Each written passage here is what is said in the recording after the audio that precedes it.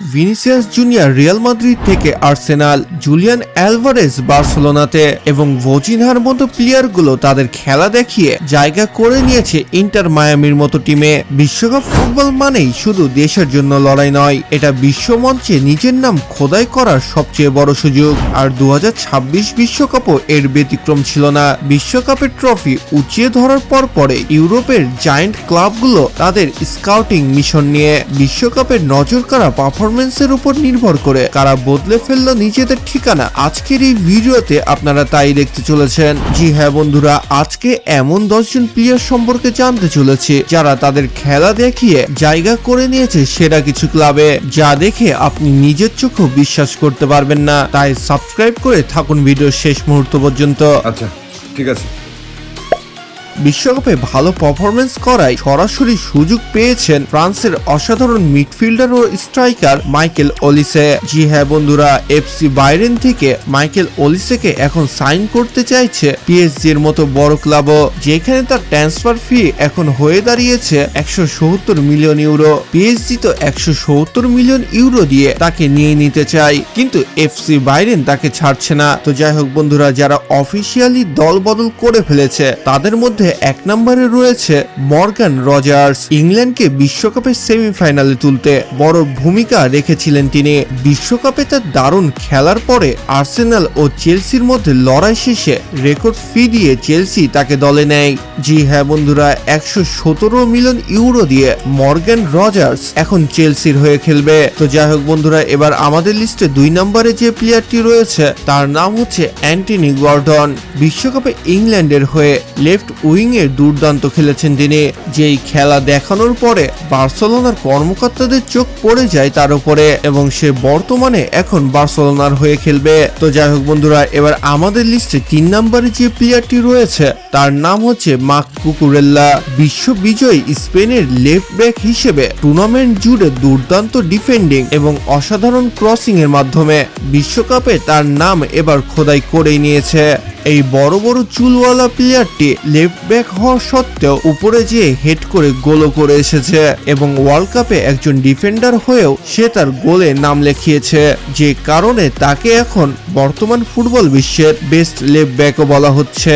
আর বিশ্বকাপের শিরোপা জেতার পরে রিয়াল মাদ্রিদে তার যোগদান ছিল অন্যতম আলোচিত সংবাদ। এরপরে আমাদের লিস্টে যে প্লেয়ারটি রয়েছে তার নাম হচ্ছে ইয়োনহান মানজাম্বি।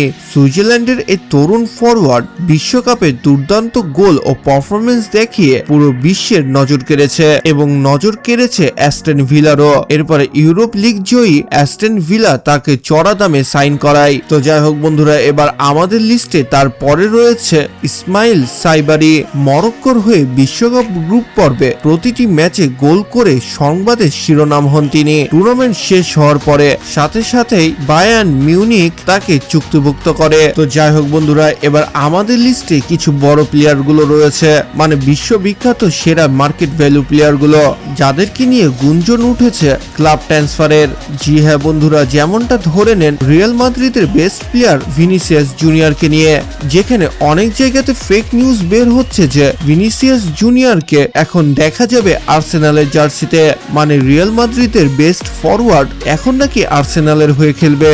তো এটা কতটুকু সত্য কতটুকু মিথ্যা সেটা শুধুমাত্র রিয়াল মাদ্রিদের ফ্যানরাই কমেন্ট বক্সে জানাতে পারবে।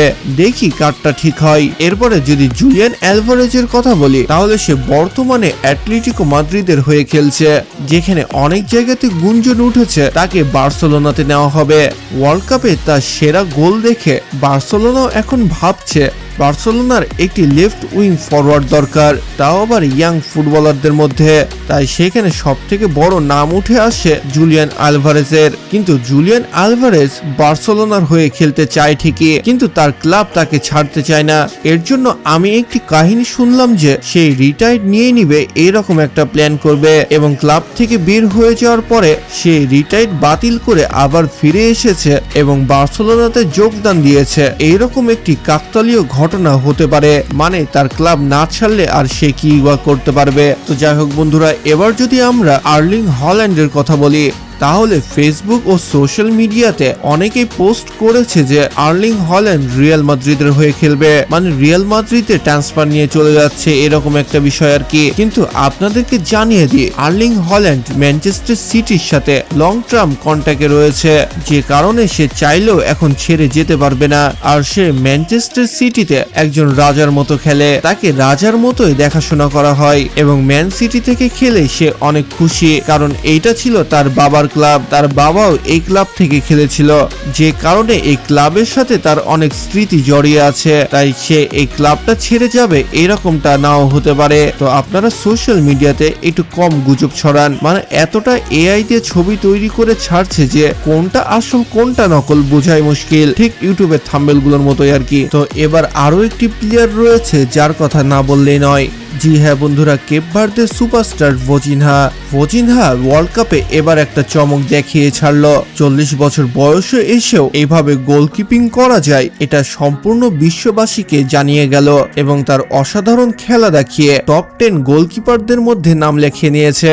সে বর্তমানে সেরা গোলরক্ষকদের মধ্যে একজন, কিন্তু তার মার্কেট ভ্যালু এখন শুনলে আপনার একটু আফসোসই হতে পারে, মানে সে এখন যে লেভেলের খেলা দেখিয়েছে তার খেলা অনুযায়ী মার্কেট ভ্যালু কয়েকশো গুণ নিচে। তার মার্কেট ভ্যালু শুধুমাত্র 5 লাখ ইউরো, মানে 1 মিলিয়নও না, যেখানে কিছু কিছু প্লেয়ার 100 মিলিয়ন 200 মিলিয়নও পার করে ফেলেছে, কিন্তু তার মার্কেট ভ্যালু 1 মিলিয়নও না। এটা শুনে বাকিদের জানি না, আমার অনেক আফসোস হয়েছে। কিন্তু ভজিনহার ডেভিড বেকামের সাথে একটি ছবি ভাইরাল হয়, যেখানে দেখা যাচ্ছিল যে আর্জেন্টিনার কাছে হারার পরের দিনই ইন্টার মায়ামি তাকে সাইন করে নিয়েছে, কিন্তু আসলে এটাও ছিল একটি ফেক নিউজ। সে অনেক ভালো গোলকিপার, এখানে কোনো সন্দেহ নেই, কিন্তু কোনো দলই তাকে এখন সাইন করতে চায় না, কারণ বয়স তার 41 এবং 41 বছর বয়সে এসে তাকে আর কয় বছরের জন্যই বা সাইন করবে।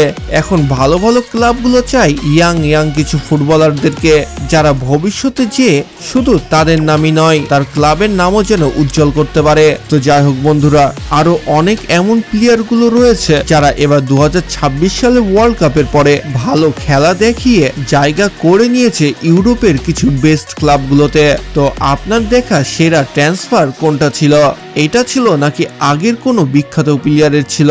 সেটা অবশ্যই কমেন্ট বক্সে লিখে জানাবেন এবং ফুটবলের ইন্টারেস্টিং ভিডিওগুলো পেতে চ্যানেলটি সাবস্ক্রাইব ও ভিডিওটি লাইক করে রাখবেন। তো দেখা হচ্ছে পরবর্তী ভিডিওতে, ততক্ষণ ভালো থাকুন, সুস্থ থাকুন, আল্লাহ হাফেজ।